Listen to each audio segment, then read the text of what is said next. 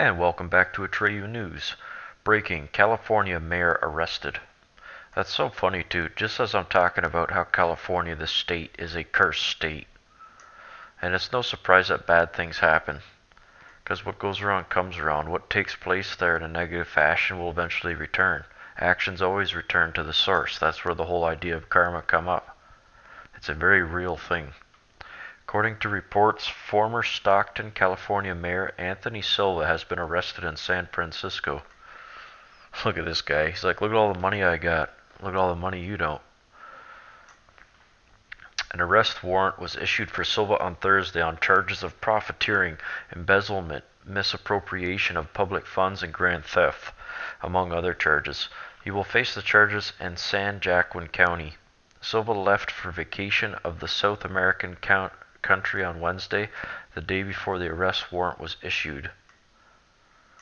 This is just taking advantage of an opportunity, from what I understand, to go on vacation, Sawyer said on Thursday.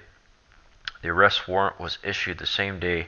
FBI agents and investigators from the San Joaquin County District Attorney's Office served search warrants at Silva's home and the Stockton Kids Club, formerly known as the Boys and Girls Club. Silva used to run the Boys and Girls Club. Sawyer and Silva's arrest is about financial matters and is not related to his arrest in Amador County last year. So fascinating. Being arrested is nothing new for this guy. This man was given power even though he's a criminal. Fascinating. Or how's that saying go? The guy who steals $100 goes to jail. The guy who steals $1 billion gets a job. California.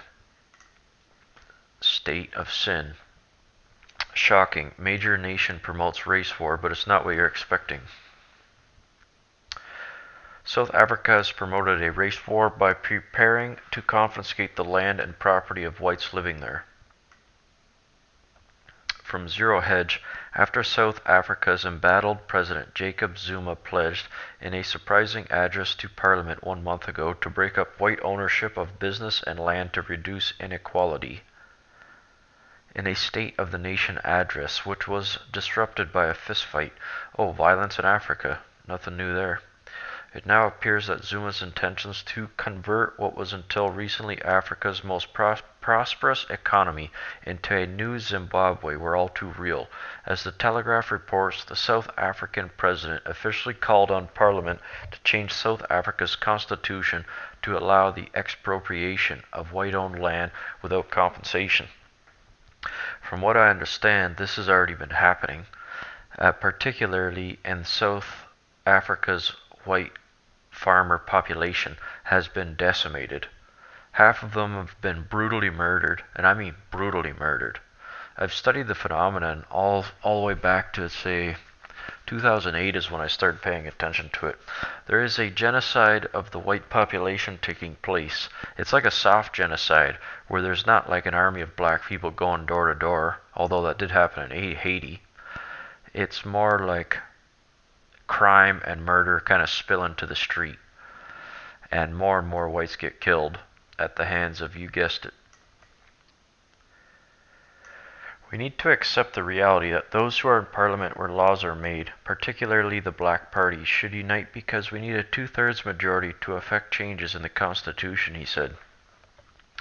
Now, it is kind of funny. I noticed people on the left would praise the genocide of the white peoples in South Africa. But look what it says here, particularly in black parties. Why is it that the left can be racist, incredibly racist, to promote anarchy and death, but if the right says anything about anything, like you could say you like drinking milk, and they'll call you racist because it's white. It's complete BS, and it's enough to make your head spin. These people live in left land, where up is down, left is right, it's backwards land. In recent months, Zuma, who had lurched from one scandal to another since being elected to office 2009, has adopted a more populist tone since his ruling African National Congress. The ANC party suffered its worst election results last August since the end of apartheid in 1994. The party lost the economic hub of Johannesburg, the capital of Pretoria, and the coastal city of Port Elizabeth to the moderate Democratic Alliance, which already held the city of Cape Town. The ANC is also under pressure from radical economic freedom fighters led by Julius Malema. Malema has been traveling the country urging black South Africans to take back the land from the white invaders, the Dutch thugs. He told Parliament this week that his party wanted to unite black people in South Africa to expropriate land without compensation. I say to the whites that live in South Africa, I say leave and burn everything. Everything that you built, and because they've been there for like centuries, right? Like 300, 400 years. Yet they're still called invaders. It is quite fascinating. I would say to the whites, move to the west and burn everything down. Let the cannibals cannibalize themselves.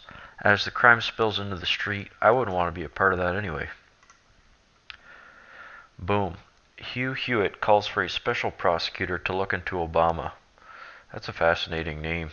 Kind of rolls right off the tongue. Yesterday, I heard a couple of people say we need a special prosecutor. There's a law for it. There isn't any law for it anymore. The independent counsel statute that was originally authorized in 1978 expired in 1999 after about 15 different independent counsels. What would be required would be for the Attorney General, Jeff Sessions, to say, I am going to appoint a special counsel to conduct an in-depth investigation, not just of ties with Russia or allegations of ties with Russia between Team Trump, but allegations of improper behavior by President Obama. One special counsel for the entire interrelated ball of allegations. Well, I think Nick is a very smart guy, and we're getting close to something. And here's my prediction, Chanel. I think that the Department of Justice is going to have to name a special prosecutor, not an independent counsel. They don't exist anymore. A special prosecutor would be like Archibald Cox and Leon Jaworski, just an individual designated by the Attorney General to carry out a special investigation with which the Attorney General will have nothing to do. And that individual is going to be charged with looking into not just whether or not there were any inappropriate contacts between Team Trump and Russia. That's a very hot potato. But whether or not there was also any inappropriate surveillance or interference with the election by Team Obama or any of their surrogates or anyone connected with the Department of Justice. So I think the special prosecutor who would be named either by Jeff Sessions or by the incoming Deputy Attorney General, not the acting Deputy Attorney General, and that individual should be completely skilled as a prosecutor, because this would go wherever it may not go to Trump, it may go to Obama. It's one of the most interesting, potentially controversial. That's why Lindsey Graham, who's such a good man, is deeply troubled by the prospect. He knows that this is a rabbit hole that no one in the media has any idea where it might end up. Oh, I have a pretty good idea where it'll end up. And so does the media. That's why they're trying to Trump could save the entire world or cure cancer or something, and they'll say that he ruined the entire earth.